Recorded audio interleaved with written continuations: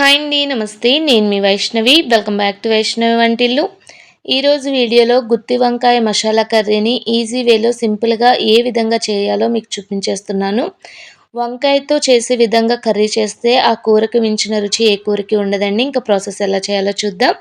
ఈ కర్రీని తయారు చేయడానికి నేను ఒక హాఫ్ కేజీ వరకు వంకాయలని తీసుకుని ఈ వంకాయల్ని కొద్దిగా కట్ చేసి ఉప్పు నీళ్ళల్లో వేసి వాష్ చేసుకోవాలి.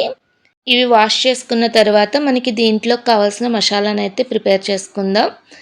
మసాలా కోసం ముందుగా మిక్సీ జార్ తీసుకొని అందులో 1 ఇంచు వరకు దాల్చిన చెక్క, అలాగే 2 ఇలాచీలు, ఒక 4 లవంగాలను కూడా వేసుకోవాలి. నెక్స్ట్ ఇందులో ఒక 2 స్పూన్ల వరకు ధనియాలు, ఒక చిన్న బిర్యానీ ఆకును కూడా వేసుకోవాలి. అలాగే ఒక హాఫ్ టేబుల్ స్పూన్ వరకు జీలకర్ర, 1 టేబుల్ స్పూన్ వరకు నువ్వులు, అలాగే 1 టేబుల్ స్పూన్ వరకు గసగసాలను కూడా వేసుకోవాలి. నెక్స్ట్ ఇందులో 1 టేబుల్ స్పూన్ వరకు వేరుశనగ గుళ్ళు కూడా వేసుకొని, అలాగే 1 టేబుల్ స్పూన్ వరకు జీడిపప్పు, 1 టేబుల్ స్పూన్ ఎండు కొబ్బరిని కూడా వేసుకోవాలండి. ఎండు కొబ్బరి ఇక్కడ నేను పౌడర్ అయితే తీసుకున్నాను.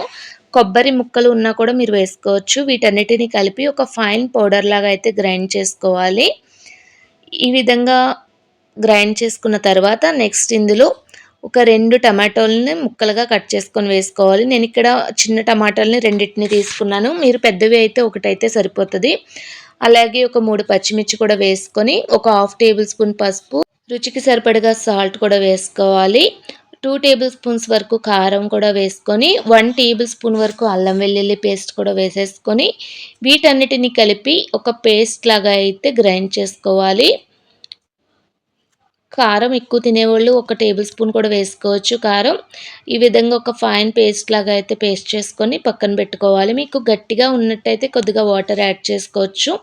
ఇప్పుడు స్టవ్ మీద ఒక పాన్ పెట్టుకొని అందులో ఒక 4-5 టేబుల్ స్పూన్స్ వరకు ఆయిల్ని అయితే వేసుకోవాలి. ఇది కొద్దిగా హీట్ అయిన తర్వాత ముందుగా కట్ చేసి వాటర్లో వేసుకున్న వంకాయల్ని తీసుకొని ఒక్కొక్కటిగా దీంట్లో వేసుకొని వీటిని సాఫ్ట్గా మగ్గేంత వరకు అయితే మూత పెట్టుకొని మధ్య మధ్యలో కలుపుకుంటూ వంకాయ మొత్తం సాఫ్ట్గా కుక్ అయ్యేంత వరకు అయితే కుక్ చేసుకోవాలి.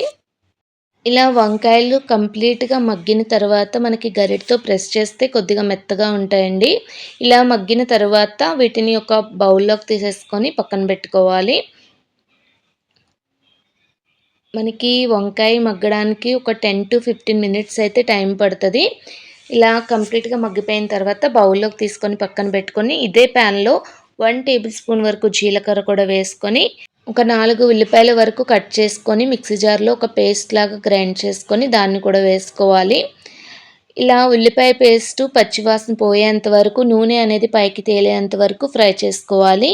ఇప్పుడు ముందుగా గ్రైండ్ చేసి పెట్టుకున్న టమాటో పేస్ట్ని కూడా వేసేసుకొని అందులో ఉన్న పచ్చిదనం పోయేంత వరకు, ఆయిల్ అనేది పైకి తేలేంత వరకు ఫ్రై చేసుకోవాలండి. మీరు కంపల్సరిగా గుర్తుపెట్టుకోండి, మనకి కరెక్ట్గా ఫ్రై అయినప్పుడే మనకి కలర్ అనేది బాగా వస్తుంది.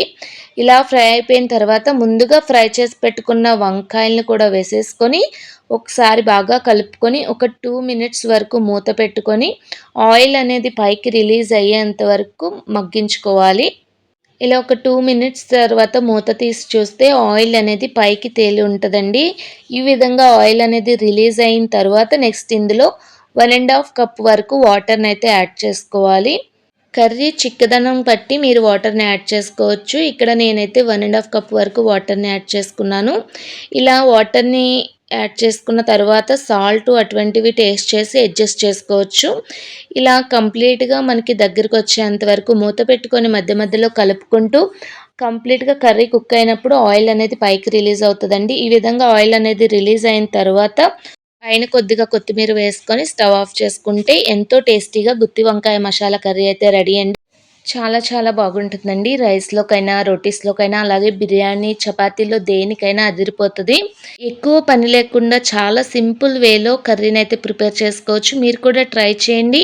ఎలా ఉందో నాతో షేర్ చేసుకోండి. ఈ వీడియోని కంప్లీట్గా చూసి లైక్ చేసి మీ ఫ్యామిలీ మెంబర్స్కి, రిలేటివ్స్కి షేర్ చేయండి.